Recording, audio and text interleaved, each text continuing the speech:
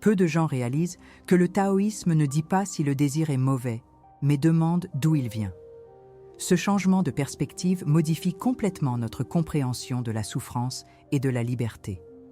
Lorsque les maîtres taoïstes observaient la vie quotidienne, ils voyaient que les conflits humains ne venaient pas du manque, mais de l'insistance. Dans ce contexte, le désir fonctionne comme un thermomètre du désalignement avec le Tao. Il indique quand l'esprit s'éloigne du cours naturel des choses. Cette perspective provoque encore aujourd'hui un certain malaise, car elle déplace la responsabilité du monde vers la perception. Sur la chaîne Solstice, nous explorons précisément ces points de friction entre l'esprit, la culture et la réalité. L'objectif est de clarifier les choses. Chaque contenu s'appuie sur des traditions philosophiques et spirituelles pour analyser les modèles universels de l'expérience humaine. Le taoïsme est un axe central de cette recherche. Ici, les concepts anciens sont traités comme des outils de lecture de la vie contemporaine. La proposition est d'offrir une structure conceptuelle à ceux qui recherchent la lucidité, et non des promesses. Un exemple simple aide à situer cette réflexion initiale. Observez combien de fois le désir surgit, non pas par nécessité, mais par comparaison. Un objet, une position sociale ou une reconnaissance ne semblent essentiels que lorsqu'ils sont vus chez l'autre. Ce mécanisme était décrit dans les textes taoïstes comme une forme de détournement de l'attention. Le choc de conscience se produit lorsque l'on se rend compte que le désir ne naît pas de la situation présente. Il naît d'un récit appris et répété. Cette vidéo s'adresse à ceux qui commencent à soupçonner ce mécanisme. L'intérêt n'est pas d'éliminer les désirs, mais de comprendre leur rôle réel. Les maîtres taoïstes voyaient le Tao comme le mode spontané par lequel la réalité se produit. Rien ne manque au monde lorsqu'il est observé sans projection. Le désir ne devient un problème que lorsqu'il présuppose une incomplétude. Cette supposition crée une tension continue avec ce qui se passe. L'esprit commence à fonctionner dans le futur, tandis que le corps reste dans le présent. Cette division interne consomme de l'énergie et de la clarté. Le taoïsme décrit cela comme une perte d'ajustement et non comme une défaillance morale. Cette distinction est fondamentale pour bien comprendre le sujet. Dans cette logique, le simple désir n'est pas nié. La faim, la fatigue et le besoin d'abri sont des réponses directes à la réalité. Le problème survient lorsque le désir se transforme en attachement. L'attachement fixe l'expérience à des résultats spécifiques. Cette fixation réduit la flexibilité face au changement. La souffrance se prolonge parce que l'esprit résiste à ce qui est déjà donné. Les textes taoïstes analysent ce processus de manière objective. Ils décrivent des effets observables et non des jugements abstraits. Si ce type d'analyse contribue à votre façon d'observer la réalité, suivez la chaîne Solstice. L'inscription vous donne un accès continu à des contenus structurés sur la philosophie, la psychologie et la spiritualité orientale. Le like aide à maintenir ce matériel à la disposition d'un plus grand nombre de personnes intéressées par la clarté conceptuelle. Ici, rien ne dépend de la croyance, seulement de l'attention. Rester est un choix conscient. On raconte qu'en quittant la cour de la dynastie Zhou, Lao Tzu, déjà âgé, décida d'abandonner la vie publique après avoir observé l'obsession croissante pour le prestige à la cour. Rien dans ce scénario n'indiquait une crise matérielle, mais il y avait un excès d'intention. Les décisions étaient guidées davantage par ce que l'on voulait paraître que par ce qui était nécessaire. Le gardien du passage, Yin Shi, remarquant quelque chose d'inhabituel, lui demanda de laisser ses enseignements par écrit. Il y avait le sentiment que quelque chose d'essentiel se perdait dans la manière dont les gens désiraient. De cette simple demande est né le Tao Te Ching. Le contexte en Chine était celui d'un effondrement politique, d'un excès de normes et d'une lutte pour le pouvoir. Le scénario était déjà saturé de désirs conflictuels. C'est donc dans cet environnement que le taoïsme commence à parler d'alignement et de perte de mesure. Les archives indiquent que l'élite de l'époque recherchait le contrôle, le prestige et la permanence. Les lois se multipliaient, les titres s'accumulaient et l'instabilité augmentait. Plus on essayait d'ordonner la vie par la force extérieure, plus elle s'échappait. Laozi observe ce mouvement sans proposer de réforme directe. Il décrit un schéma récurrent. Plus l'ingérence est grande, plus le désordre perçu est important. Le désir de tout corriger produit exactement le contraire de ce qu'il promet. Cette lecture déplace la cause du conflit vers l'intérieur de la relation humaine avec le monde. Le malaise naît de la tentative constante d'imposer une direction. À un autre moment décisif, Zhuangzi raconte l'épisode où il rêve d'être un papillon. À son réveil, il ne sait pas s'il est un homme qui a rêvé d'être un papillon ou l'inverse. Ce récit cherche à introduire une instabilité dans la notion d'identité fixe. Si même le moi n'est pas stable, que se passe-t-il lorsque le désir se fixe sur des résultats permanents? L'esprit cherche la sécurité là où il n'y a que transformation. Le désir commence à exiger des garanties que la réalité n'offre pas. Il en résulte alors une friction silencieuse et continue. Cette friction est ce que les maîtres observaient avec une précision clinique. À partir de ces récits, le taoïsme commence à traiter le désir comme un mouvement et non comme un défaut. Il apparaît lorsque l'esprit s'éloigne du rythme de la situation présente. En essayant d'anticiper ou de prolonger les expériences, on crée une couche artificielle sur le vécu. Cette couche exige un effort constant pour être maintenu. Le désir cesse de répondre à ce qui est et commence à réagir à ce que l'on imagine. La clarté diminue dans la même proportion que l'attente augmente. Ce processus est observable dans la vie quotidienne. Les textes ne font que nommer ce qui se passe déjà. Avec le temps, les enseignements indiquent une alternative fonctionnelle. Réduire les interférences ne signifie pas abandonner l'action. Cela signifie agir à partir d'une lecture correcte de la situation. Lorsque l'action ne naît pas d'un besoin anxieux de contrôle, elle s'ajuste avec plus de précision. Le désir perd sa position centrale et devient une donnée parmi d'autres. L'esprit cesse d'anticiper des scénarios pour maintenir l'identité ou la sécurité. L'effort diminue sans perte d'efficacité. Ce changement est subtil, mais structurel. C'est sur lui que le taoïsme concentre sa proposition. Ce parcours réorganise la manière de questionner. Le désir est désormais analysé par l'effet qu'il produit, et non par son apparence. Lorsqu'il génère de la rigidité, il signale un désalignement. Lorsqu'il accompagne la situation, il maintient la fluidité. Cette distinction ne dépend pas de la croyance, mais uniquement d'une observation continue. Les maîtres ne demandent pas d'adhésion, mais d'attention. Chaque exemple historique fonctionne comme un miroir conceptuel. L'attention persiste tant que la compréhension ne se stabilise pas. Si cette séquence d'idées commence à réorganiser votre lecture de l'expérience quotidienne, l'approfondissement devient inévitable. Le reste du contenu développe ses structures avec plus de précision et d'exemples. La compréhension du désir dans le taoïsme ne s'arrête pas là, elle se déploie. Continuer à suivre permet de percevoir comment ces principes opèrent dans des situations concrètes. La clarté apparaît dans le processus, pas dans le résumé. La voie reste ouverte à ceux qui décident de suivre. Les façons courantes de gérer le désir suivent généralement deux voies prévisibles, le satisfaire immédiatement ou le réprimer avec force. Les deux semblent être des solutions rapides, mais elles produisent des effets secondaires mesurables. La satisfaction impulsive renforce les circuits de récompense et augmente le seuil de stimulation nécessaire pour ressentir le même effet. La répression rigide augmente la saillie mentale de l'objet désiré et consomme des ressources cognitives. Dans les deux cas, le désir revient avec plus d'intensité et moins de flexibilité. Ce cycle crée une fatigue psychique et un sentiment de perte de contrôle. Le taoïsme décrit ce schéma comme une intervention excessive sur un processus naturel. Lorsque l'on tente de résoudre le désir en remplaçant simplement un objet par un autre, le mécanisme reste intact. L'esprit apprend que tout inconfort doit être éliminé rapidement. Cela réduit la tolérance à la frustration et augmente la dépendance aux stimuli externes. Les stratégies basées uniquement sur la force de volonté présentent un taux d'échec élevé et durable.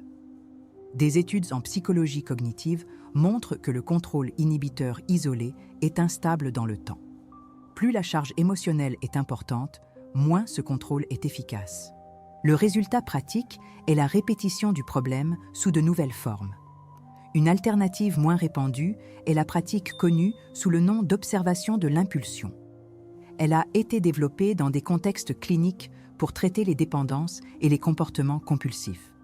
La base empirique provient d'études sur la neuroplasticité et la régulation émotionnelle. La méthode ne cherche ni à éliminer le désir, ni à le satisfaire. Elle entraîne la capacité à suivre la courbe physiologique de l'impulsion sans agir automatiquement. Des mesures montrent une réduction de l'activation de l'amygdale et un recrutement accru du cortex préfrontal. Cela modifie la relation fonctionnelle avec le désir au fil du temps. Le fonctionnement repose sur des étapes simples et bien définies. Tout d'abord, il est nécessaire de reconnaître le moment exact où le désir apparaît. Cela inclut les pensées associées, les images mentales et les sensations corporelles. Au lieu d'interpréter, l'orientation consiste simplement à identifier. Cette identification ralentit déjà la réaction automatique. Le désir passe d'une commande implicite à un objet explicite d'attention. Ce déplacement active les zones cérébrales liées à la régulation. Sans cette étape, la pratique ne se produit pas réellement. Dans la deuxième étape, l'attention est dirigée vers le corps. On observe où l'impulsion se manifeste physiquement, sous forme de pression, de chaleur ou d'agitation. On n'essaie ni de réduire ni d'intensifier ces sensations. La consigne est de suivre leurs variations au fil du temps. Des recherches montrent que les impulsions suivent des courbes prévisibles de durée limitée. En restant attentif, l'esprit enregistre cette transitoire. Cela corrige la croyance implicite selon laquelle le désir exige une réponse immédiate. Le corps enseigne quelque chose que la pensée ignore. La troisième étape consiste à maintenir l'attention jusqu'à ce que l'impulsion diminue. Il n'y a pas de durée fixe, seulement la continuité de l'observation. Lorsque le désir perd de son intensité, la pratique est terminée. À ce moment-là, l'action peut avoir lieu ou non, mais elle n'est plus compulsive.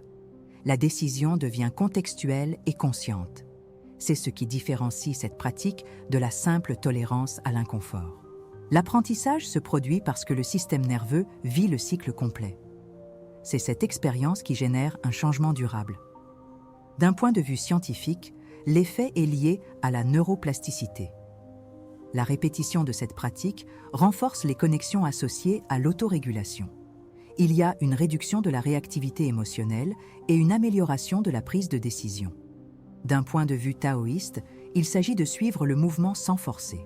Le désir est reconnu comme faisant partie du flux et non comme une menace. Cette cohérence entre science et philosophie soutient la pratique. Elle n'ajoute pas de contrôle, mais supprime les interférences inutiles. Il en résulte une meilleure adaptation à la situation réelle. Pour que cette pratique atteigne son objectif, un engagement explicite est nécessaire. Nommer l'intention aide à consolider le modèle comportemental. Un geste simple consiste à noter une phrase qui résume la méthode. Écrivez dans les commentaires « J'observe le désir avant d'agir ». Cet acte signale une volonté d'appliquer et pas seulement de comprendre. Un aspect essentiel de cette pratique est sa neutralité morale face au désir, qui redéfinit complètement la relation avec l'expérience intérieure. Le désir n'est pas classé comme élevé, inférieur, correct ou inapproprié dans ce cadre. Cette suspension consciente du jugement réduit le conflit interne qui accompagne généralement l'impulsion. La psychologie cognitive démontre que le jugement continu intensifie la rumination et la réactivité émotionnelle. Lorsque l'esprit évalue constamment, il reste prisonnier du contenu de la pensée. Le taoïsme affirme que nommer excessivement éloigne de l'expérience directe du phénomène. En supprimant les évaluations, l'esprit retrouve sa simplicité fonctionnelle et sa clarté perceptive. D'un point de vue psychologique, cette neutralité interrompt les schémas de réaction automatique appris au fil du temps. Le désir n'est plus interprété comme un ordre auquel il faut obéir immédiatement. Il n'est plus non plus considéré comme une menace qui doit être éliminée. Il est désormais reconnu comme un événement transitoire de la conscience. Ce déplacement réduit l'activation défensive du système nerveux autonome. L'attention adopte une position d'observateur plutôt que de réacteur. Ce mouvement est décrit en psychologie comme un décentrement cognitif. La pratique s'articule autour de l'observation du désir tout au long de son cycle naturel. Toute impulsion présente une apparition, une intensification, une permanence et un déclin au fil du temps. Normalement, l'esprit réagit avant que ce cycle puisse être perçu. En maintenant l'attention, le cycle se révèle sans qu'il soit nécessaire de procéder à une analyse intellectuelle. Des études en neurosciences indiquent que cette observation modifie les circuits de réponse automatique. Le système nerveux apprend que l'impulsion n'exige pas d'action immédiate.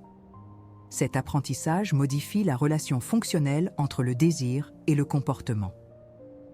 Avec une répétition constante, les effets de la pratique deviennent cumulatifs et mesurables. Le désir perd de son urgence, même s'il reste présent dans l'expérience. Cela s'explique par le fait que le système nerveux intègre de nouvelles réponses régulatrices. Le choix existe avant l'action, et non comme une correction ultérieure.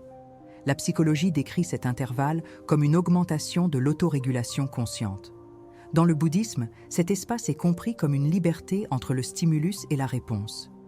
Dans le taoïsme, c'est le point où l'action émerge sans effort forcé.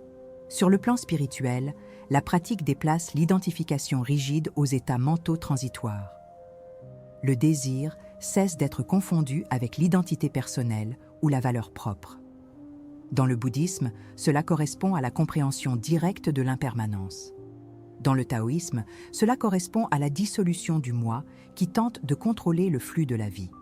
Cette transformation ne se produit pas par croyance, mais par observation soutenue. L'attention reste présente pendant que l'état se transforme. L'identité devient plus fluide, fonctionnelle et moins défensive. Un autre élément central est que la pratique ne cherche pas à éliminer le désir de l'expérience humaine. Elle cherche à le repositionner dans la structure de la conscience. Psychologiquement, cela évite l'effet rebond causé par la répression. Spirituellement, cela préserve le mouvement naturel de la vie. Le désir peut exister sans gouverner les décisions et les comportements. La clarté apparaît lorsqu'il cesse d'occuper le centre de l'expérience.